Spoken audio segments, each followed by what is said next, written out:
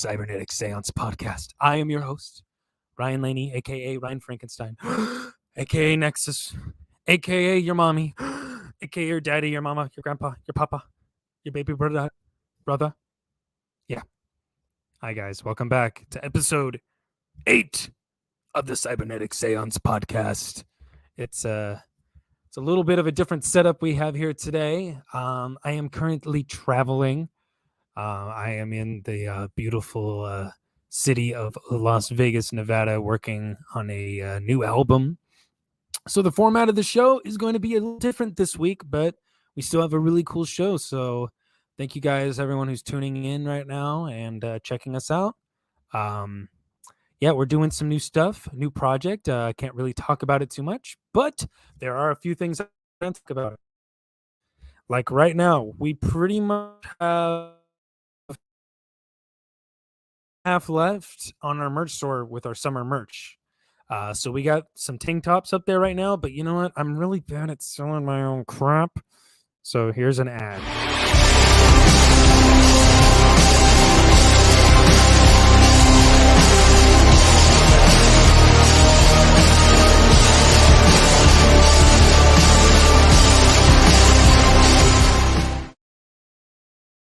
Yeah.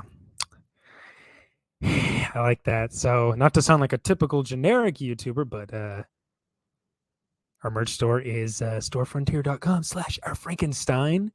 And yeah, so we have those tank tops, the Inhale with the bull mask head thing that the lovely Flobs is wearing from our music video Inhale. So we got the t-shirt of that, and then we got this one, the Dawn of the Hypercult shirt. See if I get it. Yeah. That's also up there. So we have tank tops of those, and those will be gone by the end of October. Or no, they're going to be gone October 1st. October 1st, they will be gone to make way for some new merch for the fall and winter season. So get it while you can, because it'll be gone after that. A couple other things I want to get out of the way here before we get into our guest this week. We are performing a show in October. Our Frankenstein is coming back for our first show since our last tour. And we are playing at Club Terminal in Downey, California. That's basically LA County for those of you guys who do not know. And we are playing an awesome fucking show. Let me see if I can actually pull up the poster here. Look at me. Episode 8. And I'm still trying to get my shit together. Aha! Yeah, look at that. Club Terminal presents Our Frankenstein with live support, The Androgen, DJs Terminal, Revenant, and Terror. Saturday, October 15th. Doors open at 9:30. It's free until 10, so you pretty much have that 30-minute window to get a free Our Frankenstein show. So get here early, hang out, support, drink, or don't drink. If you don't drink, no one's forcing you. Free parking, too. Good shit, Good music, good people, good times.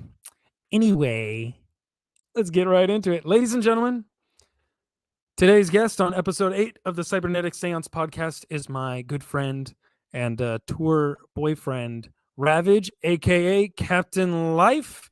Here, let's get that big studio audience. Ooh! Woo! Oh, beautiful. Beautiful where? It's good to do that again. What's up, everybody? All I know is I've definitely missed that cute little face of yours there, Nexus. Yeah. Ooh, we got that. Nexus isn't here today, but there's definitely no man behind the character. Ryan Frankenstein, we missed your cute face too. Yeah. Oh, I hope so. I try to look cute enough, at least as cute as Nexus. He kind of takes up all the attention. I don't know. I think you took up more of my attention than Nexus did. Oh, flattery will get you everywhere. But my friend, tell us a little bit about who you are and what you do. Well, let's see. Besides being a soul-eating demon clown, I work for Factor Studios, and I'm the bus driver for 7 Factor. I actually just drove for that last tour that Ryan spoke of for the To Hell and Back. Was it To Hell and Back for some reason? No, Road the to Road Hell. to Hell tour. Quite awesome. And then I am a haunt actor and artist. Tell us a little bit about the haunt acting. Currently, I'm actually on a hiatus from it, but I do a travel acting around the United States. Last year, I was at a place down in Florida called Scream and Stream, which is opening up again this year. It is a drive-through laser tag haunted house. Ooh, damn. I've been doing haunt acting though. Let's see. Well, because I'm older than my human.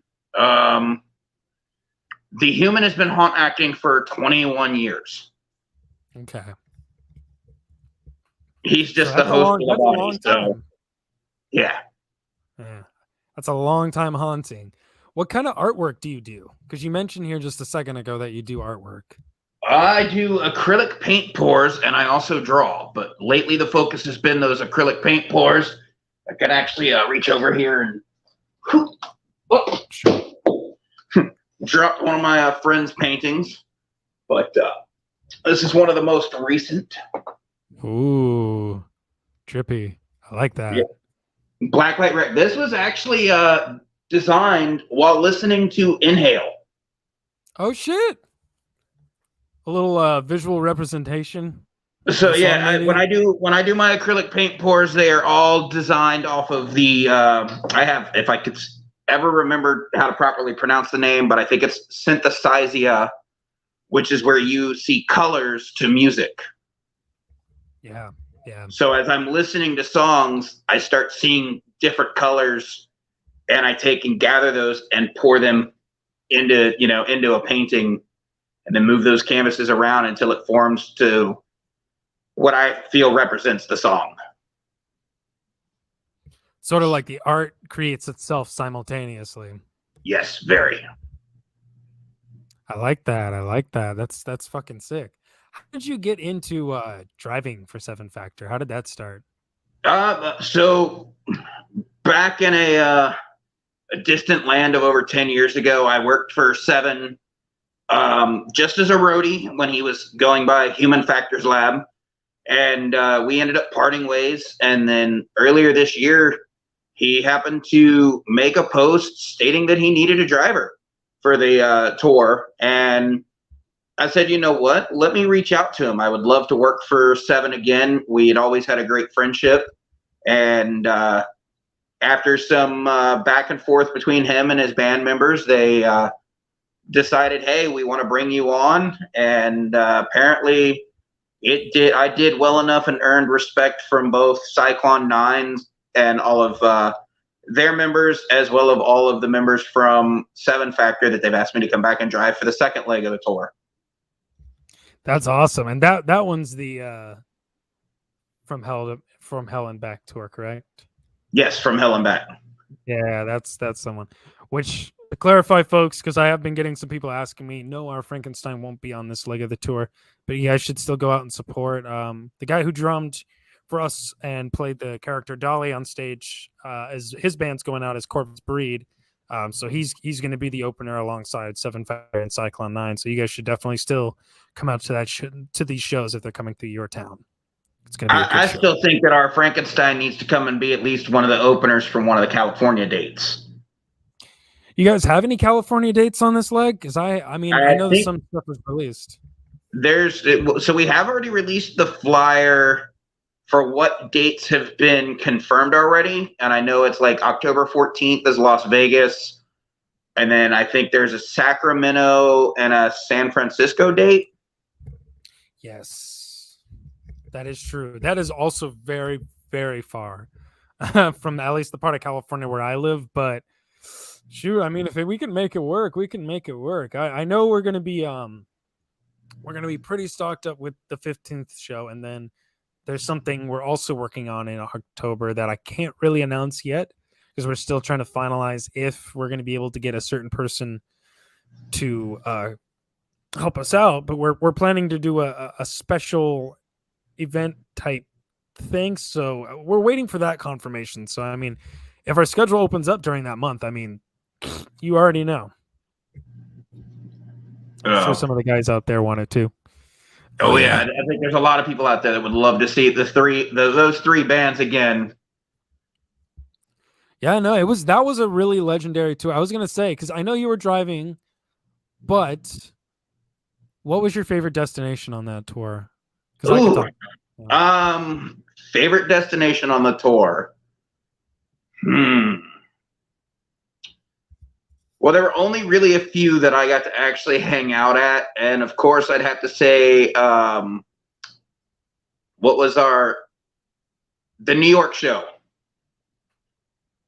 Yeah. What was the Stimulate? That was definitely one of my favorites. Where else did I'm trying to think. I got to hang out for the New York show. I got to hang out. Bar Sinister was definitely one of my favorites. Yeah. Because that was my favorite show for that one. And then I think honestly though, the scariest one that we had was that little weird laser tag place. Oh yeah.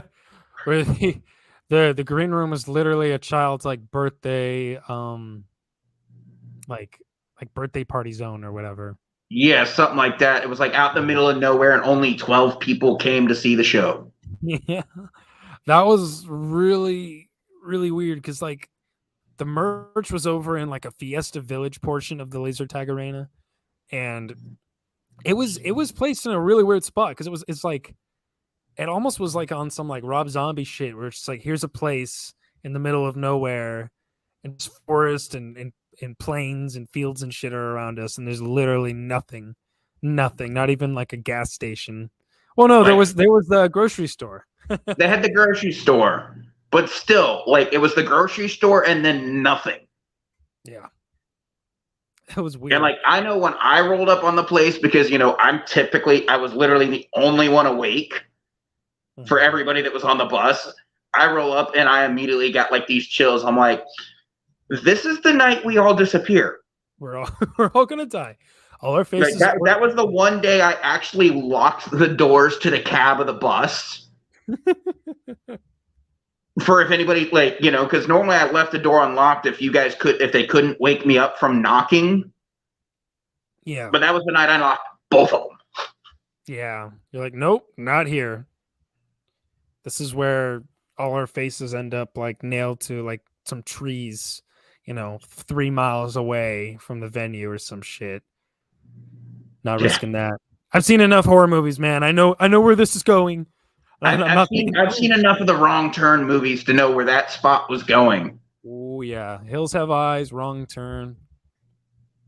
That's gonna let me segue into my next question here because I might now, color me incorrect, but you might be a horror fan. If I'm mistaken. I am a definite horror fan. What are some of your favorite horror movies? So the top movie for me is Killer Clowns from Outer Space. Bless. Then, and I don't really know if this one can technically be considered horror. It's more of a thriller, I guess, a psychological thriller. But A Clockwork Orange. Yeah. Yeah, I guess it could be considered a horror. And then we've got, of course, my favorite of the Halloween movies is Halloween 3, Season of the Witch. I'm so happy you said that because that movie does not get enough love at all.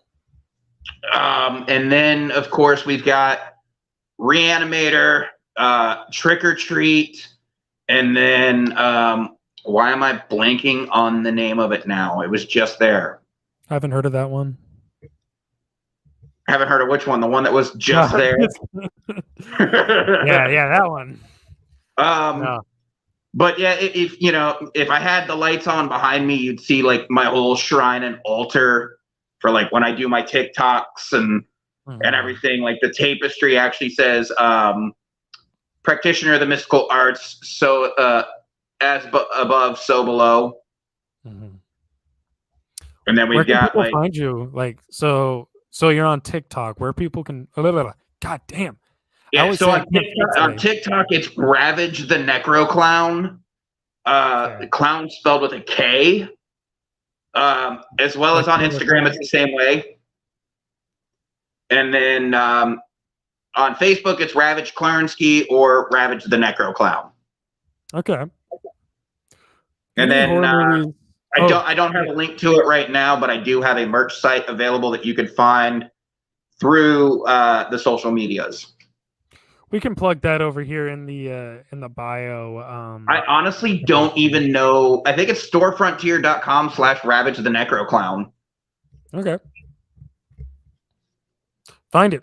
I'll plug it right I've got here. 2 awesome designs up there that were actually done by a homie of mine by the name of Tommy Necro. Shout out Tommy Necro. But I do know, though, we still need some custom Our Frankenstein fat boy sizes for the Ravage. Yes, that needs to happen. That was a huge thing. We, at the beginning of our tour, or towards the beginning of the tour, we sold out of a lot of our larger sizes. And I know I should have known, like, I need to prepare better for that. But I definitely need to get some custom, like, fucking just something that's original. You know what I mean? Like, I don't know. Maybe I could put some like Ravage Hyper Cult collab thing together. That would be dope. All, for all the masked boys out there. Whew.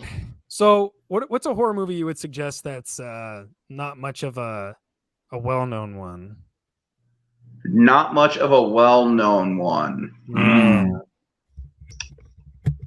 You know what? You're going to make me have to pull out the other device to Google that one real quick. Okay, we're doing it.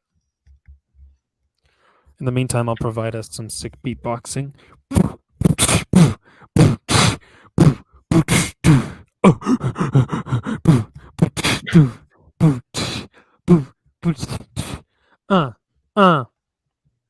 Let me see, because I've got a whole list of them.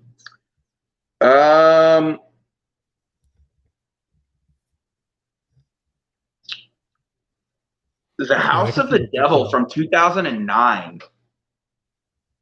Fuck yeah. As well as, if you like sci-fi type horror, Spectral. Ooh, oh, I've seen Spectral. That's a good one. I'm a big fan of that one. I'm trying to remember the name of this one that I just watched. I think it was like a British one. Kavit? I want to say the name is Kavit. That was an interesting one. It wasn't like too in your face. It's a lot more subtle. I'm a big fan of like horror movies that kind of like build mood and tension. Maybe that's just because one of my favorite movies is The Shining. So The Shining is a great movie. Yeah, you can't go wrong with The Shining at all. Here's Johnny. Oh man. I think I actually watched a Western horror movie the other day called Bad Tomahawk. Bad Tomahawk, huh? Or Bone Tomahawk is the name of it, and it has Kurt Russell in it. Oh shit, that's I gotta look this up now. Bad Tomahawk? Bone Tomahawk. Bone Tomahawk. Look at my memory. I gotta with Kurt Russell in it. Kurt Russell. Oh my goodness. Who plays the sheriff? This is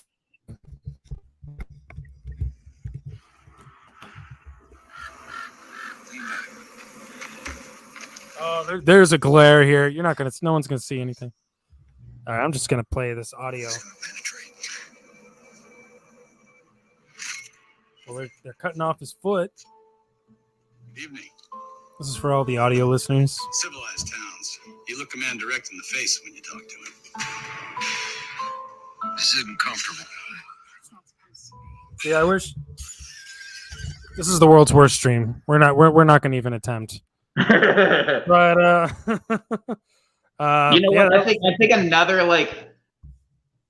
another good horror movie that I remember from that was early, like even before I was born. It was called Eaten Alive.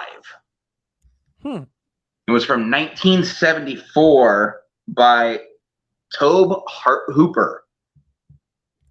Tobe Hooper.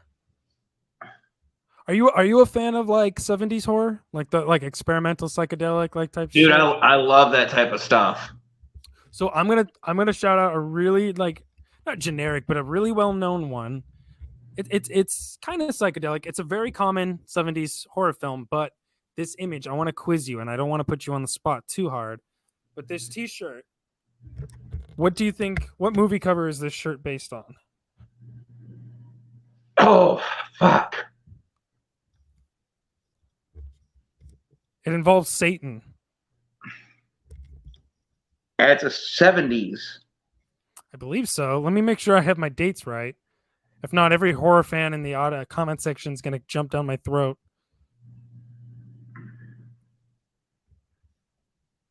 I'm looking this up. Looking it up. Putting it in the butt. No, my God. It's close to the 70s. 1968. 1968. You said it's Baby. about Satan? Well, kinda. Rosemary's Baby. For all the people out there.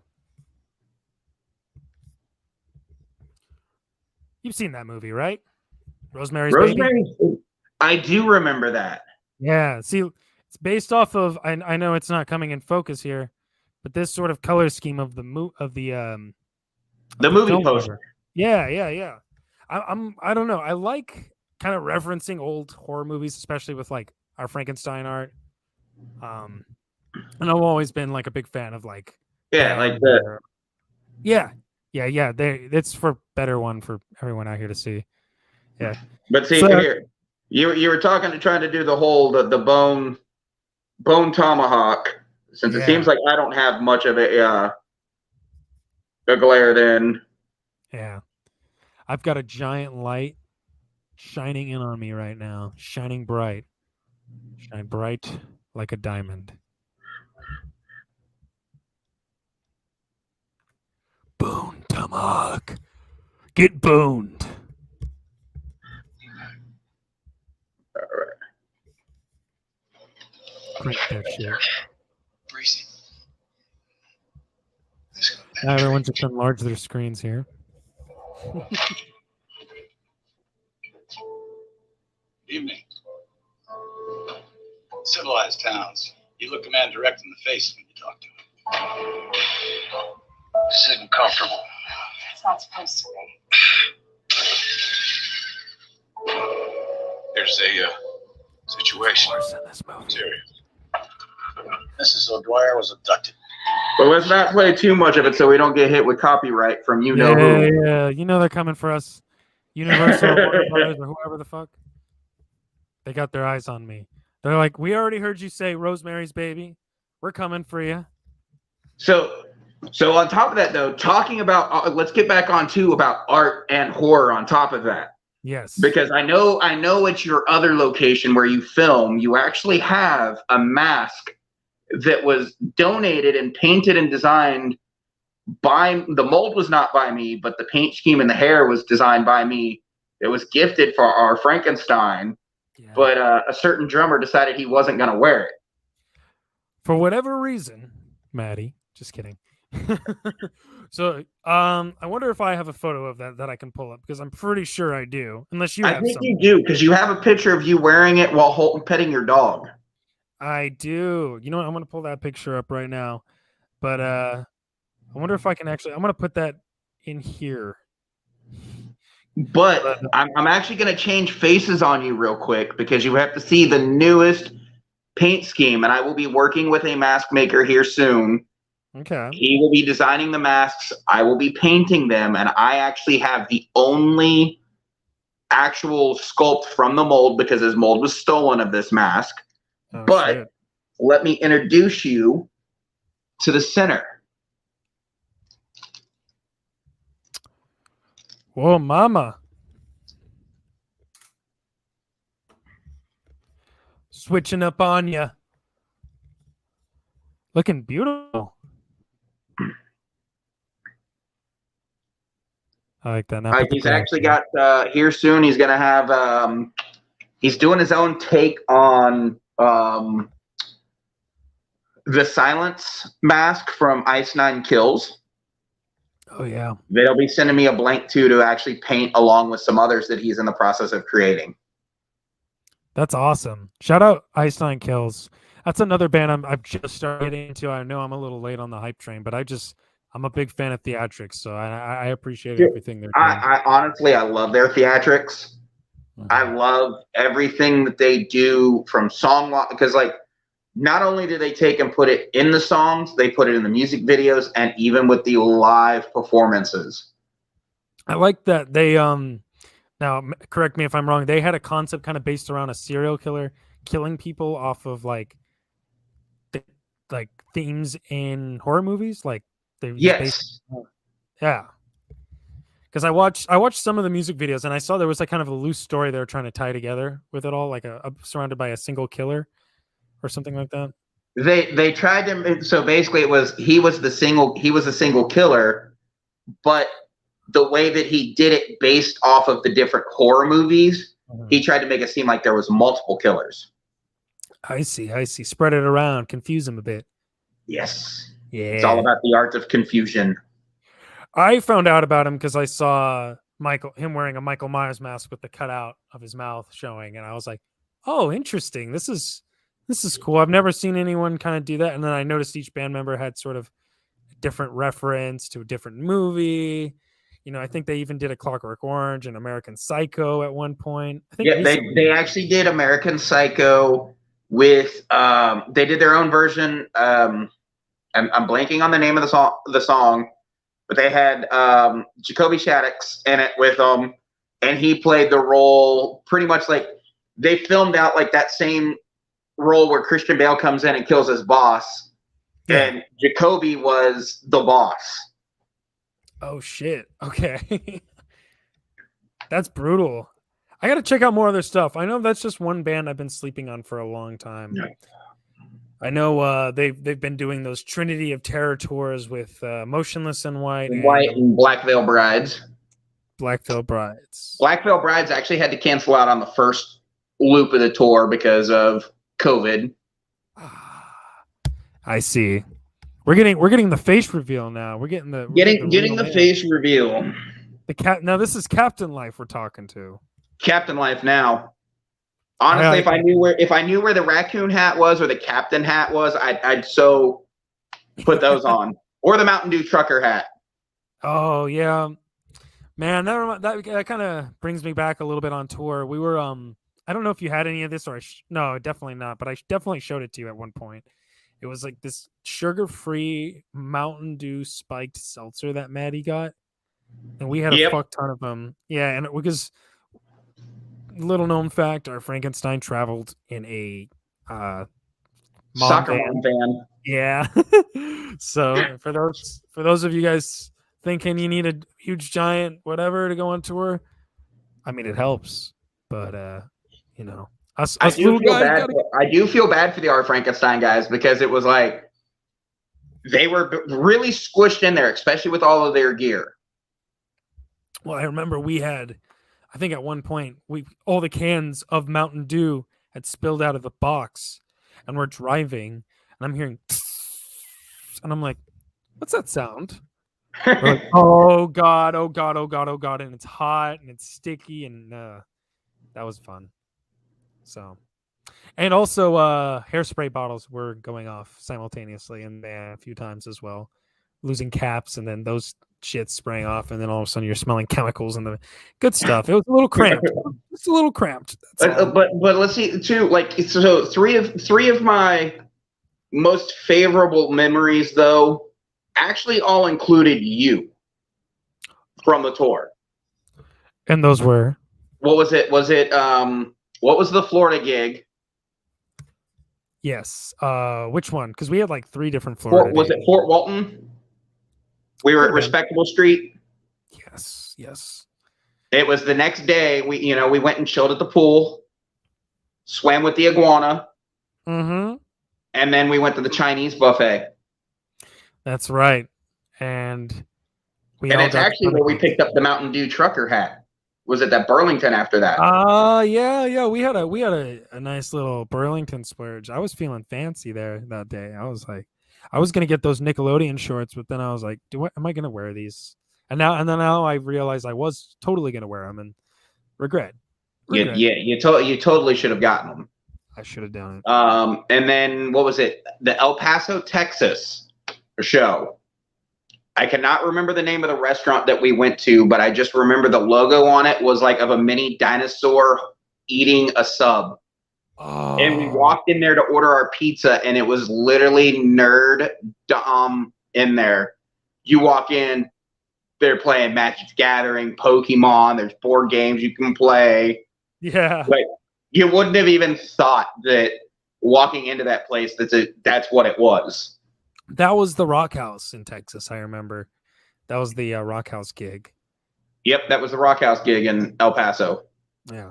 That was also the one that I saved the bus the first time. Oh, shit, really?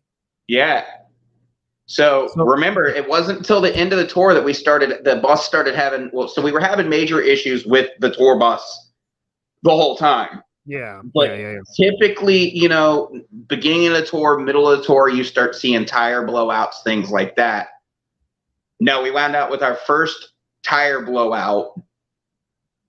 I think we were like still 4.5 hours away from El Paso. Yeah. I remember getting those text messages in the group chat.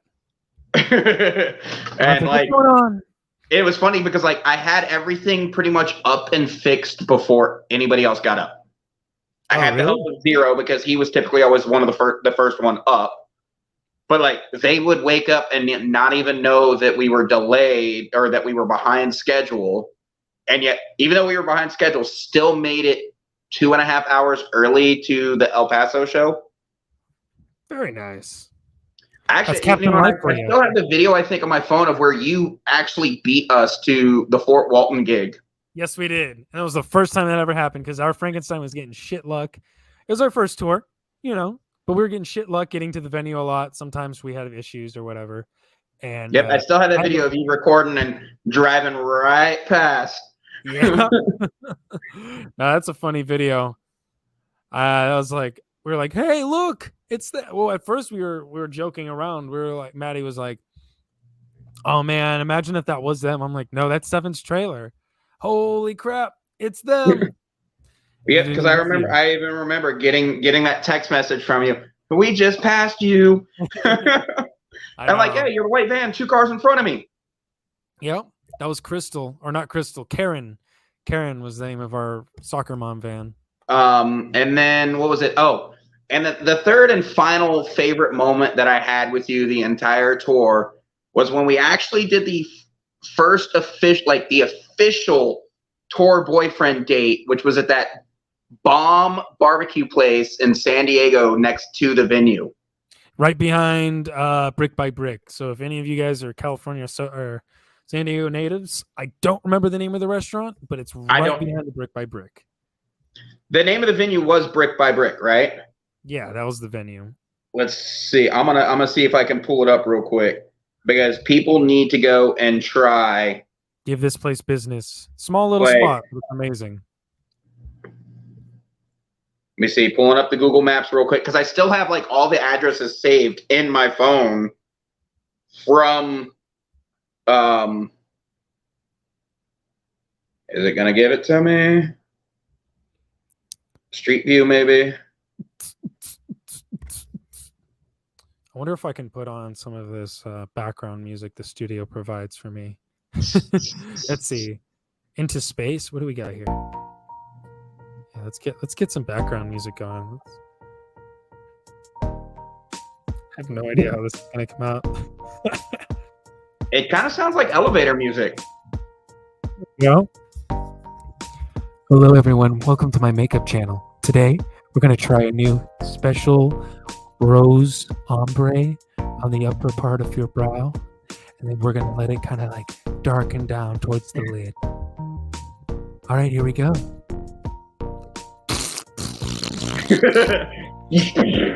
Just all over. Not even. You don't just start on the brow. You squirt both brows. I just get the body paint and spray that, put that stuff all over my eyes. See, that's why you my actually favorite. see. But the thing is, though, especially with this much, even though you're under that mask for such a short time for your performances, though, you definitely need to invest in what I use, which is the Stardust Cake Makeup by Mirren. It is a compressed powdered makeup, and you do put it on. Put your first layer on as dark as you need it. You wet it lightly with the brush. Hit it with the hairdryer afterwards. Take a dry brush, hit it again, and it seals it. And I can go 8 hours with this without it fading. That's crazy, because at the end of the night, you've seen it, like, my jaw, like, for those who haven't seen my mask before, my lower jaw is exposed, and always it's running down. It's always running down my mask. He looked like a raccoon that got into a fight with another raccoon. Or actually, no, the best way to put it is he looked like a raccoon who got into a fight with Paris Hilton. Yeah. Or worse, I look like a raccoon that got into a fight with Trisha Paytas. Yeah. That's for the Loki. Ooh, I'm gonna put some more. No, for some reason, it is not wanting to pull up that name of that restaurant or the map. So, but if you are in the San Diego area near Brick by Brick, check out that phenomenal barbecue restaurant. Like, all I can tell you is they had the best sarsaparilla root beer float too. And I like the little cowboy theme. I felt like I was walking into a saloon. I was almost. Plus, they had like three? What, they had like 3 or 4 different barbecue sauces to try as well. Oh yeah! Oh my god, that was so good. I like this music here. This is very relaxing. I'm gonna freestyle over this. Here we go. Baby, you like my butt? Industrial music. Okay, I'm done with that. We're done. To be honest, though, it sounded like you were about to direct like a 1960s, 1970s John Holmes yeah, adult flick. Like experimental porno. Yeah. Oh, it was called Bull Smoking Barbecue. You know what? We got Bull. Thank you. A special source. Help us find the special sauce at Bull. So if you guys are in San Diego, show some love to Bull Smoking Barbecue. Really good brisket. I want to say just about every member from every band, other than the couple of vegans, actually ate there. Yeah, pretty much. Yeah, we had a few vegans on this tour. I mean, Matty didn't eat it because he found. He went vegan halfway through the tour. Yeah. Good for him, by the way. He's been sticking to it. I cannot right now in my life. I can't give up. That's my main issue of ever really becoming a vegan is, yes, I understand it could be healthier, healthier in the long run, but I can't give up bacon. Bacon. I can't give up steak. Yeah. Like, I'm sorry, like, tofu bacon does not taste right. It's not the same. I do like I go to turkey bacon from time to time because it is a little better for you. The same. But I have tried some of the like different fruit meat substitutes, like barbecued jackfruit. Oh, it tastes just like pulled pork. Really? Yes. From the Jack's Barbecue? Interesting. I haven't had that one. I've had that one. I did the taco one they have. I made fajitas with it. Turned out phenomenal. You guys should take notes here. Take notes. Like I actually am a professional chef. There we go. So not only are you Ravage Captain Life, but you are also Chef Life. Chef Life. Oh my God. Maybe the next time we'll just have to figure out a way to do it when Our Frankenstein goes out on another tour. Yeah. Not only we'll make sure that there's a trailer so that everyone's comfy, but we'll have to have inside that trailer a mobile food truck. Ooh, it'll be like the movie Chef. Yes. I fucking love that movie. That's a good movie. That movie was hilarious. This cake's fucking molten. I love Jon Favreau. And Jon Favreau single-handedly started the MCU and saved Star Wars. So I mean, Very, very true. Did you actually hear about that D23 announcement about Galaxy's Edge? no, why? Guess who is finally joining the Galaxy Edge at the theme parks? I'm going to say Mandalorian. Mandalorian and Grogu. Woo! I saw that they're going to bring Hulk out. Yep. They actually brought Hulk out on stage in the suit that shrank him down and sent him back in time. Like the Pym's like Ant-Man looking suit, right? Yeah, the Pym's white suit. Yeah, I saw a clip of them bringing him out, and they're saying they're going to bring him in next week into the parks. That's what I heard too. Man, I wanna go so bad. I've not been back to Disney since everything reopened. I've been going to pretty much like Universal a lot. I don't know. The next time I'm out there, we need to take a trip out to Knott's Berry. Yeah, I know Maddie was dying to go there too. I feel bad we didn't go there, but I have a. Where is it? Hold on one moment, folks. It's around here somewhere. Aha! Here we go. Whoop. 1 second. Don't worry. I'm not reaching anywhere inappropriate. I got my Knott's season pass right here. It's focused. I say shake it more than twice. You're playing with it. Yeah, I know. Don't tell me how to live my life. Maybe I like that. But see, that's the thing, though. You're the bottom in this relationship, so I'm supposed to tell you how to live your life. I'm the bottom? When did these rules become decided? Did we establish the rules? Was I We established those rules, especially when we became a throuple. A thruple. Like Maddie's already trying to find out if he can cuddle with me while on the tour bus. Oh, is that what's going on right now? Apparently. I'm gonna kick his fucking ass. But if I get approval, he wouldn't fit in my bunk anyways, because my dog I got 2 months ago might be going out on the tour. Are you gonna bring a dog with? Man, that'd be awesome. I was thinking about my dog all the time. She is an emotional support animal, so. Hey. And I as of right now, really don't have anybody that could take care of her for a month. Oh man, yeah, and you don't want to like put them in those doggy camps, you know? No way, Jose. Oh, well, I still hope that tour goes good for you. Unfortunately, I wish I could be on it, but it'll happen again. We'll tour again soon. It'll happen. But my friend, we're reaching the end.